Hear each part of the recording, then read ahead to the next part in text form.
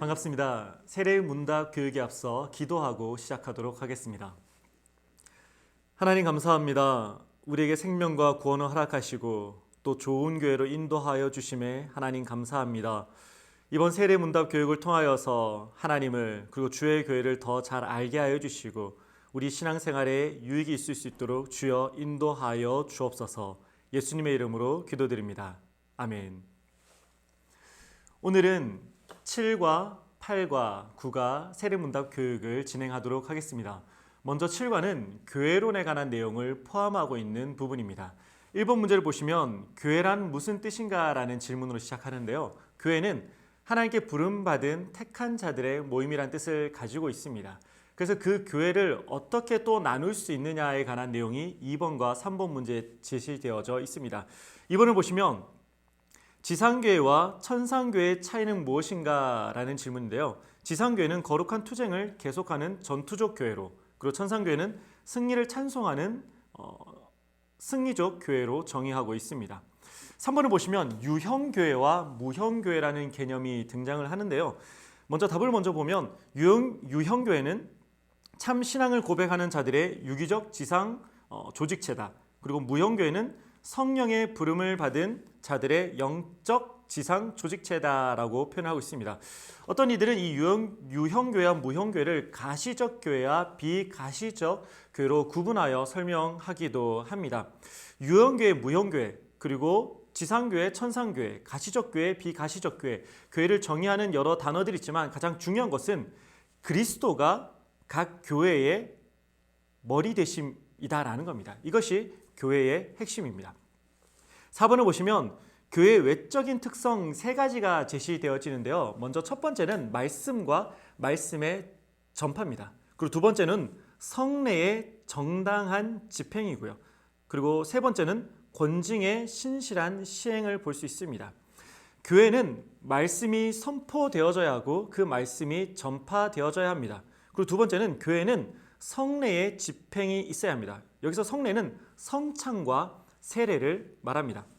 그리고 세 번째, 교회는 권징의 신실한 시행이 되어져야 한다라는 건데요. 권징은 교회 사법권을 말하는 부분입니다. 영적인 제도입니다. 이 사법권이고 영적인 제도라고 해서 오해하시지 말아야 될 부분은 성도를 정죄하거나 비난하기 위한 것이 아니라 말씀의 검을 사용해서 성도를 돌이키는 데 그 목적함이 있습니다. 5번입니다. 교회는 왜 권징을 시행해야 할까요? 첫 번째는 교리의 순성을 유지하기 위함이고요. 두 번째는 성례의 거룩성을 보호하기 위함입니다. 다음 장입니다. 6번을 보시면 예수님은 교회와 어떤 관계가 있는가라고 질문되어져 있습니다. 앞으로서 잠깐 설명드렸듯이 교회의 머리 되심, 바로 예수 그리스도께서 교회의 머리 되심이 핵심이다라고 언급한 부분이 있는데요. 예수님은 교회의 머리 되시고요. 모든 권위의 근원, 그리고 말씀과 성령으로 교회를 다스리시는 주인이다라는 겁니다. 바로 머리 되심, 근원 되심, 그리고 주인이심, 이 3가지를 기억해 주시기 바랍니다. 7번입니다. 교회의 3대 영적 권세가 있는데요. 첫 번째는 교훈권, 두 번째는 치리권, 세 번째는 봉사권입니다. 그 단어에서 설명하여 알 수 있는 것처럼 교훈권은 진리를 보수하고 계승할 수 있는 권세고요. 그리고 치리권은 교회의 모든 일을 질서 있고 단정하게 다스리는 권세를 표현하는 단어입니다. 그리고 마지막으로 봉사권은 가난한 자와 병든 자를 돌아보는 권세를 표현하고 있습니다. 8번입니다.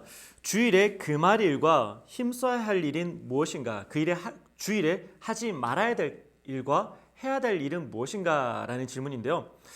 금해야 될 일, 하지 말아야 될 일에는 음식을 사 먹거나 매매하는 일, 그리고 세속적 쾌락이나 세상 염려나 속된 말을 금할 일이요라고 설명하고 있습니다. 더 간단히 말하면 주일에 예배하는데 방해되는 행위는 하지 않는 것이 맞다라고 설명하는 내용입니다. 그리고 행해야 될 일은 무엇일까요? 예배와 전도, 성경 공부와 기도, 환자 위문, 종교서적 열람 등 힘써 행할 것이다 라고 되어져 있는데, 바로 하나님을 아는 것, 그리고 예배를 더 잘 드리기 위한 것, 그리고 예배를 통해 하나님께 영광 돌림뿐만 아니라 이웃을 돌아볼 수 있는 일들을 포함하고 있습니다. 9번 문제입니다. 예배 시작 전에 무엇을 위해 기도해야 하는가라는 질문인데요. 여기서 먼저 문제를 자세히 보고자 하는데 예배 시간 전, 이 부분이 중요합니다. 우리가 예배 시작 시간을 알고 있습니다. 예배 시작 시간 전에 예배당, 교회에 나와서 예배를 준비해야 한다라는 거죠. 다시 문제 보겠습니다. 예배 시간 전에 무엇을 위해 기도해야 되는가? 예배 시작 전에 교회에 나와서 자기와 타인을 위해서 기도하되 특별히 설교자를 위해 기도하고 또 자신이 은혜 받기를 위해 기도해야 한다라고 되어져 있습니다. 10번입니다.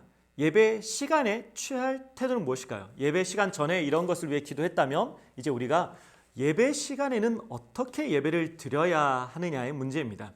귓속말 출입하는 자에게 인사 곁눈질 졸거나 웃는 행동을 금하며 단정하고 엄숙하며 경건한 모양을 취해야 한다라고 되어 있는데요. 이것은 본인에게도 예배 집중에 방해가 되는 행위를 해서는 안 되고 또 타인에게 남에게도 예배 집중을 방해하는 행위를 해서는 안 된다라는 것을 설명하고 있는 내용입니다. 11번 보실까요? 예배 시간 공기도의 내용은 무엇일까요? 공기도는 목회기도 또는 대표기도라고 언급될 수 있는 기도인데요. 여러분이 교회 나와서 이렇게 주보를 받아보시면 주보 중간쯤 예배 순서 중간쯤에 기도라고 적혀 있는데 바로 그 기도를 생각하시면 이해가 빠르실 겁니다. 그 기도에는 하나님의 영광, 그 두 번째는 감사, 세 번째는 참된 회개, 네 번째는 하나님의 은혜와 축복을 구하는 간구, 구하는 기도, 그리고 다섯 번째는 가정, 교회, 국가, 세계를 위한 기도 제목, 그리고 여섯 번째는 성가대와 설교자를 위해서 기도해야 된다라고 말하는데요. 그 공기도의 이런 순서에 따라서 또 이런 내용들이 포함되어져야 함을 설명하고 있는 부분입니다. 12번 문제입니다. 성도의 물질관은 무엇일까라는 질문입니다.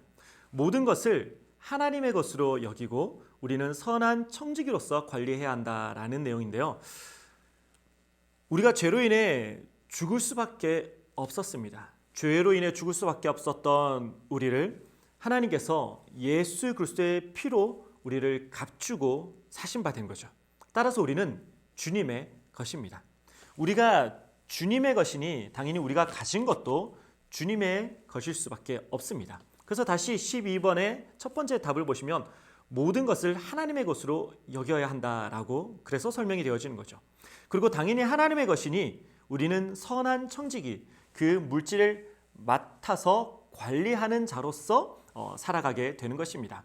13번입니다. 성도의 교회관은 무엇일까요? 첫 번째 답을 보시면 성령의 전이고 두 번째는 만민이 기도하는 집이다라고 되어 있습니다. 우리가 교회를 바라볼 때 어떻게 바라봐야 된다? 하나님과 연합하고 교제함 그리고 기도할 수 있는 곳으로 생각할 수 있다라는 겁니다. 14번 질문입니다. 헌금의 표준은 무엇일까요? 12번 문제에서 봤던 것처럼 성도의 물질관과 연결된 내용으로 볼 수 있습니다. 먼저는 11조와 감사로서 표현하는 것이고 두 번째로는 몸과 마음과 모든 물질을 바치는 마음으로 해야 한다라고 되어져 있습니다. 15번 볼까요? 교인의 의무는 무엇일까요? 우리가 교회 등록하였고 학습을 마쳤고 이제는 세례 입교 문답을 진행하며 나아갈 때에 교인으로서 우리가 어떤 의무를 지는지 한번 보고자 합니다. 첫 번째는 모든 집회 출석의 의무를 가지고 있습니다. 두 번째, 교회 발전에 전력하고 하나님을 영화롭게 해야 할 의무를 가지고 있고요. 세 번째, 거룩한 사업을 위한 경제 협력의 의무도 있습니다. 네 번째로는 성경을 힘써 배워 실천할 의무도 가지고 있고요. 다섯 번째는 진리를 보수하고 교회 헌법에 복종할 의무를 가지고 있습니다. 우리에게 의무가 있다면 또한 권리도 있겠죠. 16번의 문제를 보시면 성도의 권리는 무엇인가 라고 설명되어 있는데요. 첫 번째로는 헌법에 따라 청원, 소원, 상소할 권리를 가지고 있습니다. 두 번째는 교회법에 따라 선거 및 피선거권을 가지는데요. 피선거권은 아시는 바와 같이 선거에서 당선인이 될 수 있는 기본권을 말하고 있습니다. 세 번째는 무흠, 입교인은 성찬에 참여하는 권리를 가지고 있습니다.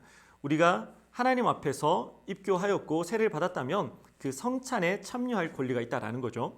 네 번째로 교회를 위해 분량에 따라 봉사할 특권도 가지고 있습니다. 이렇게 해서 7과 교회론을 대해서 살펴봤습니다. 이어서 제8과 봉사론을 함께 보도록 하겠습니다. 1번입니다. 왜 주초를 금해야 하는가? 여기서 주초는 술주자, 풀조자 써서 술과 담배를 왜 금해야 하는가라는 질문입니다. 답을 보시면 악은 어떤 모양이라도 버려야 한다라는 성경 구절을 가져와서 그 답을 제시하고 있고요. 두 번째로는 그것은 사람을 방탕하게 하는 것이기 때문이다 라고 답을 하고 있습니다. 이것은 구원 여부의 문제라기보다는 경건의 문제에 속하고 또 이것으로 인해 파생되어지는 여러 가지 문제가 결국은 악의 모양으로 나아갈 수 있기 때문에 금한다라고 설명하는 내용입니다. 두 번째입니다. 왜 주일 성수를 해야 하는가? 주일 성수는 주일을 지키는 것을 말합니다. 왜 주일 성수를 해야 할까요? 출애굽기 20장 8절 말씀 첫 번째 답을 보시면 안식일을 기억하여 거룩하게 지키라 라는 것을 가져왔고요. 두 번째는 출애굽기 20장 11절의 말씀 마지막 부분을 보시면 여호와가 안식일을 복되게 하여 그날을 거룩하게 하였느니라. 하나님의 명령이다라는 거죠. 거룩하게 지켜야 하고 그 거룩하게 지키는 날을 통해 너희에게 복 주시겠다라는 하나님의 말씀, 그 말씀을 지키는 것. 그래서 우리는 주일을 성수해야 한다라고 설명하고 있습니다. 세 번째, 왜 독경 생활을 해야 하는가? 여기서 독경은 왜 성경 읽는 생활을 해야 하는가라는 질문입니다. 첫 번째로 성경은 하나님의 말씀이다라는 거죠. 우리는 하나님의 말씀인 그 성경을 읽었을 때 하나님의 말씀을 제대로 또 이해하고 깨달을 수 있기 때문에 성경을 봐야 한다라는 겁니다. 두 번째는 의로 교육하기에 유익하기 때문입니다. 디모데 후서 3장 16절을 보시면요. 모든 성경은 하나님의 감동으로 된 것으로 교훈과 책망과 바르게 함과 의로 교육하기에 유익하다라고 제시되어져 있습니다. 세 번째로는 예수 그리스도를 믿어 영생을 얻게 하는 하나님의 말씀이다라는 거죠. 요한복음 5장을 보시면 너희가 성경에서 영생을 얻은 줄 생각하고 성경을 연구하거니와 이 성경이 곧 내게 대하여 증언하는 것이니라. 우리가 구원받은 자로서 우리의 구원에 관한 모든 이야기들이 성경에 기록되어져 있음을 우리는 알 수가 있습니다. 네 번째 질문입니다. 왜 11조 생활을 해야 하는가? 앞에 교회론에서 살펴봤던 내용과 또 연관되어져 있죠. 왜 신앙생활을 하면서 우리가 11조를 드려야 할까요? 첫 번째 답은 그것은 하나님의 것이기 때문입니다. 두 번째는 복받는 비결이기 때문입니다. 5번 질문입니다. 왜 전도 생활을 해야 할까요? 그것은 예수님께서 우리를 택하신 뜻이고 두 번째로 예수님의 가장 큰 분부, 명령이기 때문입니다. 마태복음 28장을 보시면요. 이런 말씀이 있습니다. 그러므로 너희는 가서 모든 민족을 제자로 삼아 아버지와 아들과 성령의 이름으로 세례를 베풀고 우리가 전도 생활을 해야 되는 것은 나만 구원받는 것이 아니라 내가 받은 이 구원의 놀라운 기쁜 소식을 누군가에게 또 전하기 위함이다라는 거죠.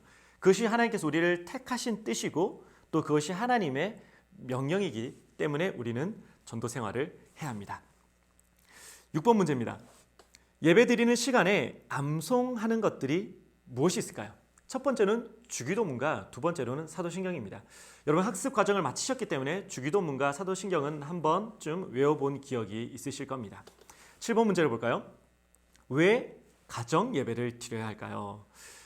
답은 이렇게 말하고 있습니다. 가정은 천국의 모형이다. 두 번째로 하나님을 모신 작은 교회이기 때문이다 라고 설명되어져 있습니다. 예배 장소는 교회 건물로 제한되지가 않습니다.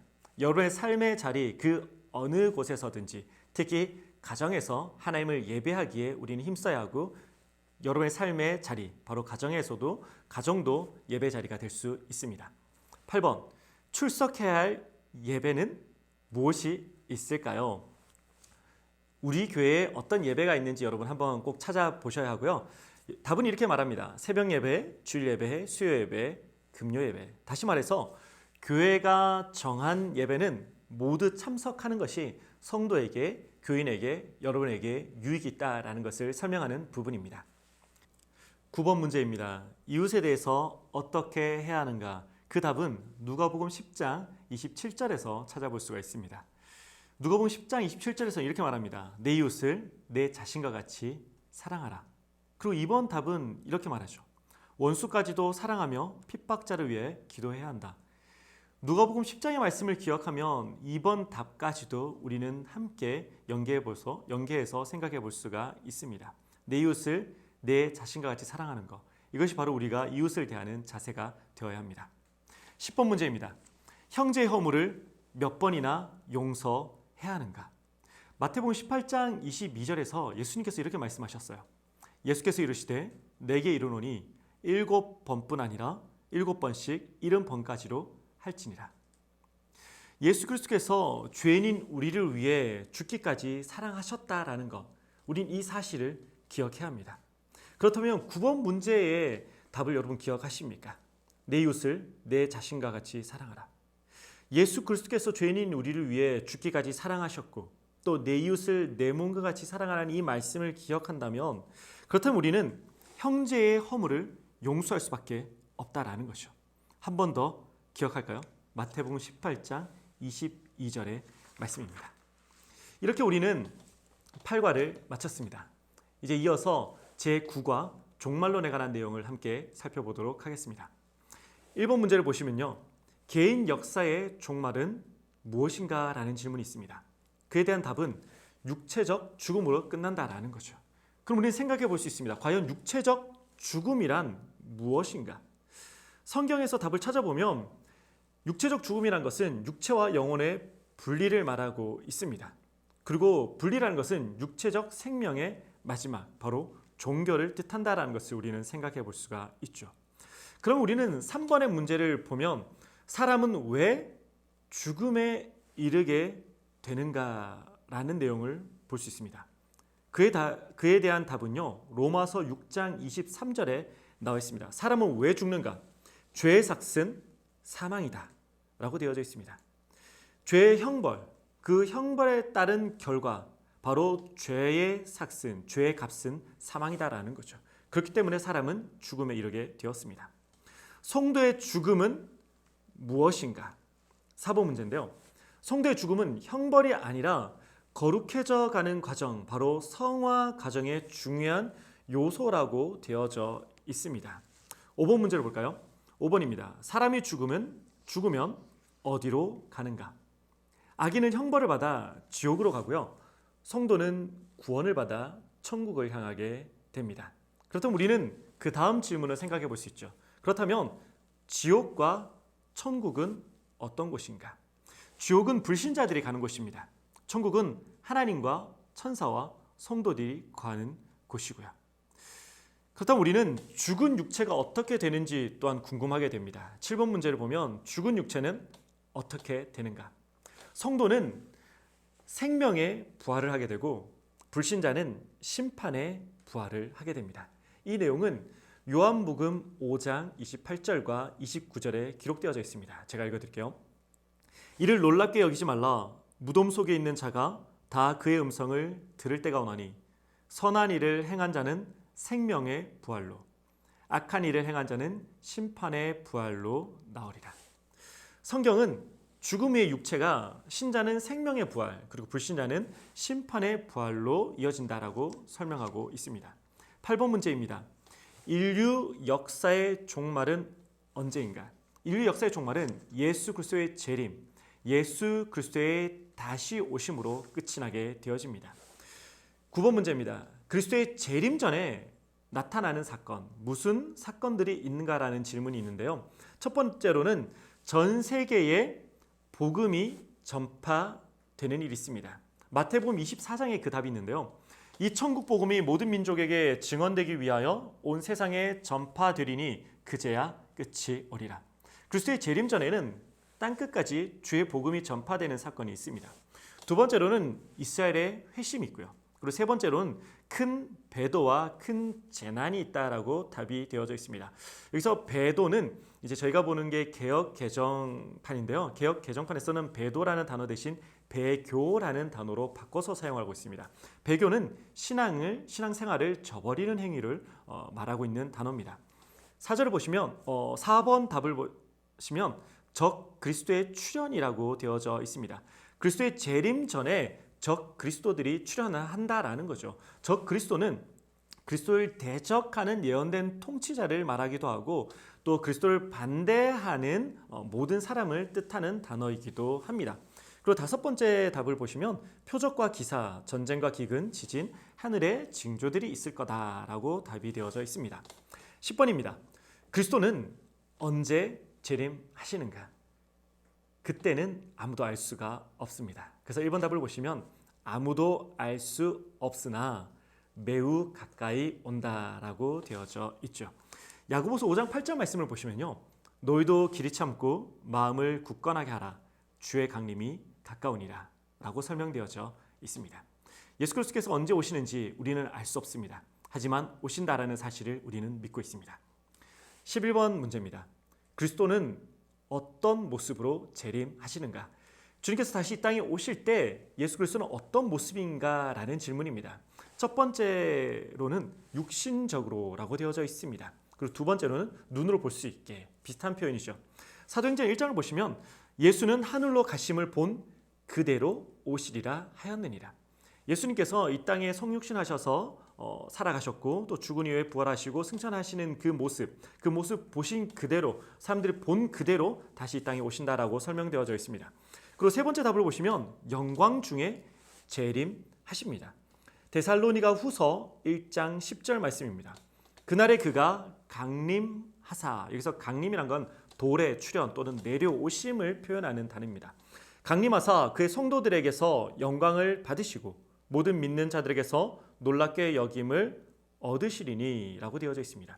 주님께서 성도들에게서 영광을 받으시고 또 모든 믿는 자들에게 놀랍게 여김을 얻으시는 중에 그 모습 그대로 영광 중에 이 땅 가운데 다시 오심을 설명하는 본문입니다. 마지막 문제 12번입니다. 그리스도께서 재림하시는 목적, 그 목적은 무엇인가 라는 거죠. 답은 영원한 삶과 영원한 벌로 심판하시기 위함입니다. 이 심판이 부정적인 심판만을 말하는 것이 아니라 믿는 자들에게는 영원한 상을 베푸시는 심판이 있다라는 거죠. 그래서 로마서 2장 6절, 7절, 8절 중에 7절 말씀을 보면요. 참고 선을 행하여 영광과 존귀와 썩지 아니함을 구하는 자에게는 영생으로 하시고 라고 설명되어져 있습니다. 예수 그리스도께서 재림하시는 목적, 바로 심판을 하시는데 우리에게는 영원한 상으로 하신다라는 거죠. 물론 믿지 않는 자들에게는 영원한 벌의 심판이 있습니다. 이렇게 해서 7과 8과 9가 세례문답 교육의 모든 교육을 마치게 되었습니다. 수고하셨고요. 세례문답 교육을 통하여서 교회를 더 잘 알고 무엇보다 하나님을 아는 유익함이 여러분에게 있기를 간절히 소망합니다.